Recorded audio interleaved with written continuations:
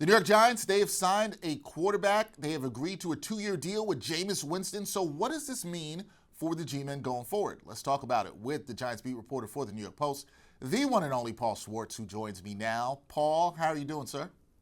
I'm doing good. I'm doing good. I like your that blazer and hoodie look. Very sharp. Very Thank you. sharp. I appreciate it. Your flannel look reminds me a little bit of Steve Serby, a little Steve Serby going on here. It's really not flannel. It's a cotton. It's very light. Okay. It's light.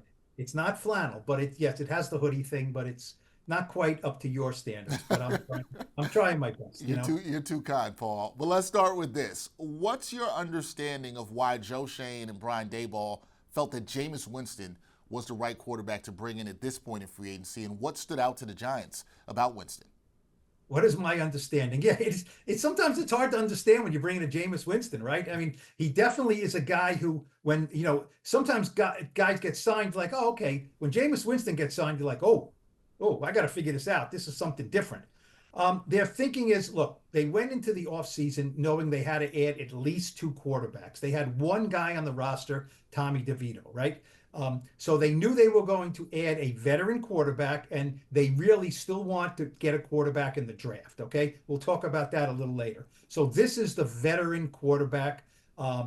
He's 31. It's amazing. Aaron Rodgers is 41. Russell Wilson is 36. So Jameis Winston, after 10 years in the NFL at 31, is like the new kid on the block, right? So he's young, he's healthy, and he's a high wire act. We know a lot of touchdowns, a lot of interceptions, a lot of personality. And you know what? Brian Daboll does not mind personality. He really doesn't. People have asked me since they signed him, how does he get along with Brian Daboll? He's going to get along okay. Daboll likes pizzazz. He likes, some swagger to him. He likes that. Daniel Jones did not have that. Let's face it. Daniel Jones had some good qualities, but Daniel Jones was not remember, early in their tenure together when Brian Daboll yelled at Daniel on the bench, and Daniel kind of looked at him. Everyone made a big deal of that. Well, Daboll's like, that's what you do. I yell at you, you yell at me, we work it out. He wants a quarterback he can do that with. So, Jameis Winston will be a lot of fun.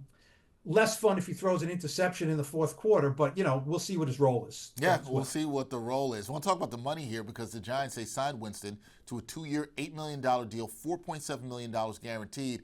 So considering the deal, should we be reading this as a sign that Winston is coming in to truly compete for the starting job in 2025, possibly even QB1 in week 1?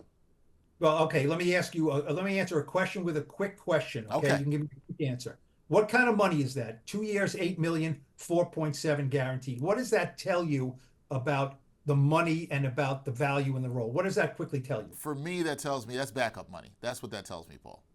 Drew Lock got 1 year, 5 million last year. Okay. So Jameis Winston guaranteed 4.7 million. Quite frankly, I thought this contract was low. You know what I mean? This is a backup. If it wasn't Jameis Winston, if it was somebody else, Gardner Minshew, or one of these guys, Carson Wentz, one of these guys, you'd say, yeah, okay, he's the backup. He's had some starting experience. Jameis Winston is kind of like, whoa, he's polarizing, right? People love him, people hate him, and some people don't even know what the heck to make out of him, right? But this is backup quarterback money. And so you don't pay a guy backup quarterback money and then say, oh, by the way, we promised his agent he's going to start. They needed to get a veteran, like I said, an experienced guy in the room. That's what he is right now. And it's low backup money. So we'll see how it develops. Could he start on opening day? Depending on who else is on the roster and who's healthy, sure. And you don't sign someone and say, okay, we signed you, but you're not playing. You sign him that if we need to play a game, this is the way it was put to me. If we need to play a game tomorrow, who's on our team? Okay, if the Giants need to play a game tomorrow, Jameis Winston can start at quarterback and he'll be fine, right? It may not be great, but he'll be fine. He knows how to do it. Luckily, the Giants don't have to start the season tomorrow, so right. He's in the mix. And I think this is a very simple way to think of this. You want to upgrade at every position as best you can, right? As best you can. Now, the Giants don't need to upgrade at left tackle. They have Andrew Thomas. But at the positions where you think you're vulnerable, you want to upgrade if you can. Is Jameis Winston as the backup quarterback an upgrade over Drew Lock? I say yes. Yeah, I would say so. I would say so too. And you're right. The money tells you the story about what the Giants expect of him. Now, this brings us, Paul, to the draft. because the Giants hold the number 3 overall pick, as you know, in this year's draft. Do you think this signing changes their approach to the draft, particularly in the first round? And could they still be in play for a quarterback like Shedeur Sanders if he's available at 3? This doesn't change it one bit, Dexter. They want to get their next franchise quarterback in this draft. It's not going to be easy. Most people think Cam Ward is kind of on a tier of his own, and then it's Shedeur Sanders, then maybe it's Jackson Dart, then it's the kid Tyler Shuck from Louisville, or it's McCord. Then it's Jalen Milroe. I don't think it's maybe like a 3rd round pick. Then it's eye of the beholder kind of thing.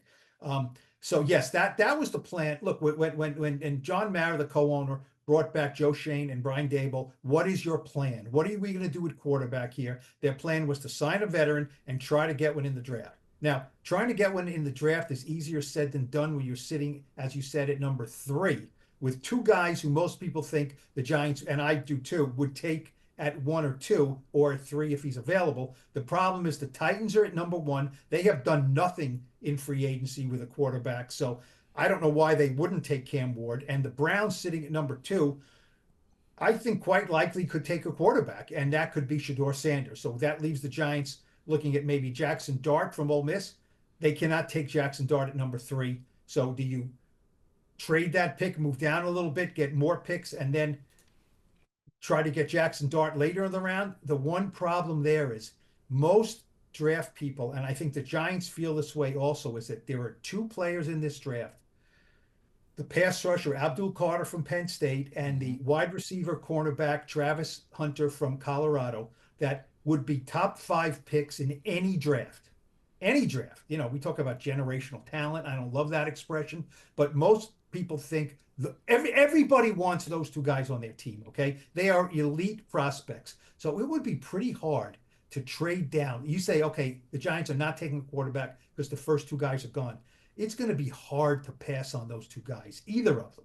It's going to be hard to pass on a guy who, like Abdul Carter, who might be a 15-sack guy, or Hunter, who might be, I don't know, a 1,000-yard receiver or a Pro Bowl cornerback, whatever. So it's going to be hard for you to pass on a guy who from day one will be a terrific player and a starter in your defense. Look, that's why they get paid the big bucks. It would be a whole lot easier if they were in the 1 or 2 spot in the draft, but they're in number 3. And they are there, and it'll be interesting to see what they have to do there, what they can do there, I should say. So, speaking of what they can do, what can Brian Daboll do with a quarterback like Winston, who we know, big arm, you mentioned this, ton of starting experience, but, as you also mentioned, a history of turnovers. Can Daboll be the coach that finally gets consistency out of Jameis Winston if he has to play him as a starter? Let's think of that year with the Bucks, 2019, okay? Jameis Winston played in every game, 33 touchdown passes, terrific. 30 interceptions, that led the league, no surprise. They went 7-9. He threw for over 5,100 yards. I mean, that is a highlight reel of oohs and ahs and yuck all rolled into one. So I'm not going to sit here and say Brian Daboll is a miracle worker. He's not going to purge Jameis Winston of the turnover bug. He's just not going to, because that's who Jameis Winston is. 154 touchdown passes, 111 interceptions in his career. So, this late in the game after 10 years, no one's changing that. Now, you can improve upon it. You can have a good running game. You can maybe get a lead. You can have a good offensive line. You can try to mitigate some of that and say, look, you know what? We don't need Jameis to throw the ball 40 times, because if we do, it's going to lead to too many problems. That's fine. If you can do that, have him manage the game a little more. We know Jameis Winston will throw it up for grabs. He was 2-5 last year for the Browns, 12 touchdown passes, 11 interceptions. That's just losing football. Brian Daboll tried to coach it out of Drew Lock last year. Drew Lock was a guy who's got some talent, but had a affinity for turnovers. And what happened? A lot of turnovers from Drew Lock. A lot of plays where you just remember the one where he tried to, it was a screen and he just had to loft it over the defender, and it was deflected and intercepted. And it's like, you can't do that. I mean, Daboll was like, you can't do that. Sometimes these guys just do it. That looks, some quarterbacks just have that knack and some don't. So you can improve it. And Daboll is a guy who's very confident in his ability to work with the quarterback. So they would not have signed him if Brian Daboll said, I can't work with this guy. He's a lost cause. I'm sure Brian Daboll likes his personality, likes his big arm, really big arm, doesn't like the interception. So they can mitigate some of that. But put it this way, you don't want to hitch your wagon up to Jameis Winston for too long, okay? Because eventually the wheels are going to come off. Eventually. Yeah. So you need to time it right and then get him off that wagon as soon as you can. So short term it could work, I guess. Yeah, we've seen this movie before, as they would say, Paul, right? So that brings me kind of to the last thing, which might not be a good thing for the Giants fans, but it's a question that has to be asked. If Jameis Winston is under center for the Giants in 2025 to start the season, what does a successful season look like for him? And for the Giants as a whole, what does it look like for them, given how rocky 2024 was for this franchise? Well, I mean, like I said before, I don't think there's any scenario where he's their starter for the whole season. It would have to take a cataclysmic turn of events for the bad for that to happen. Look, if he has to be the starter for the bulk of the season, the Giants are going to lose more games than they win. I don't see any way around that.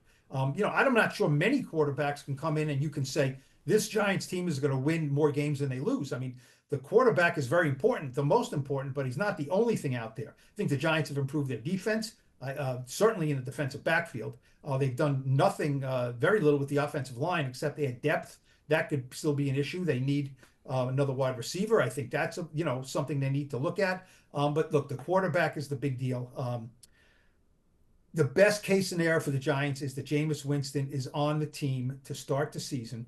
And he starts the season, and they have a guy they drafted, maybe Shedeur Sanders, at number 3, and he's waiting in the wings, and Shedeur is not needed right away. But Dex, well, most people think about these quarterback prospects is they have talent, but they're not like the guys like from last year who are more plug and play. They can come in and play right away. Shedeur Sanders could definitely use time to acclimate and sit and watch in the NFL game. A lot of guys need that, right? And they get shoved onto the field too soon. So Shedeur Sanders is drafted number 3. There's no law that says he has to play day 1. So I think the best case scenario was if Jameis is indeed the only veteran they have, and it's not Aaron Rodgers, they're still waiting on Aaron Rodgers. I mean, it still could be Aaron Rodgers and Jameis Winston. And you know what?